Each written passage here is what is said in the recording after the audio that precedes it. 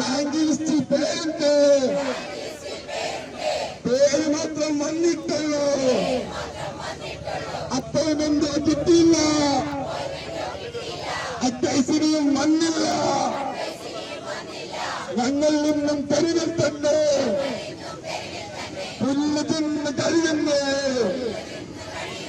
പുല്ല് തിന്ന് കഴിയുന്നു, റാങ്ക് ലിസ്റ്റിൽ കഴിയുന്നു.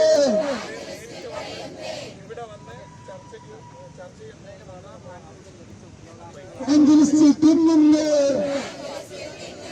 പുല്ലുകാർ തിന്നുന്നു, അധികാരികളെ അന്ധന്മാരെ,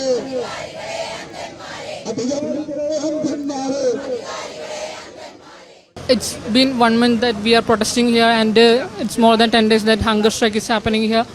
And it's pathetic that government is not taking any action, or they are not just calling us for a creative discussion to discuss that what we could do from this. And this government, before they came into existence, they told us that if they come first, they will do our needs whatever they wanted.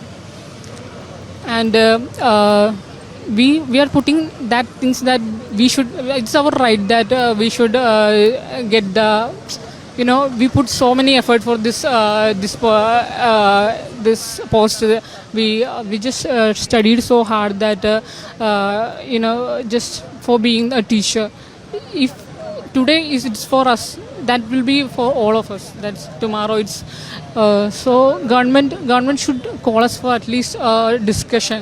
It's if it's not happening, why we are living in a democratic country? That's what my question is. There's a life that's there for hunger strike. If one life not considered by the government, then what they are considering? That's all I want to ask. Yes, now we are eating grass. Yesterday we have to eat soil. So next tomorrow what we want to eat? That government should answer for that.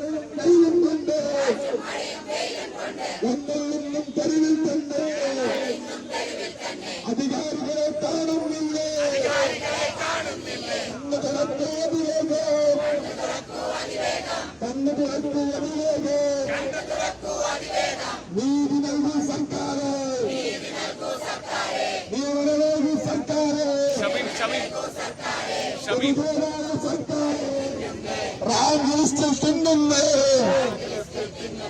Rank ലിസ്റ്റിൽ തിന്നുന്നു,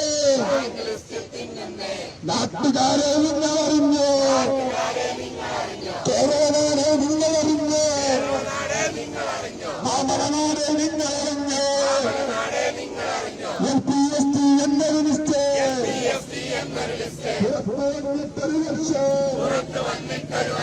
നിയമനമില്ല, നീതിയില്ല, ഞങ്ങളിന്നും തെരുവിൽ തന്നെ കാറ്റും പോലും മഴയും കൊണ്ട്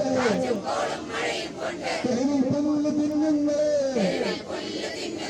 rank ലിസ്റ്റിൽ തിന്നുന്നു, വാരി വാരി തിന്നുന്നു,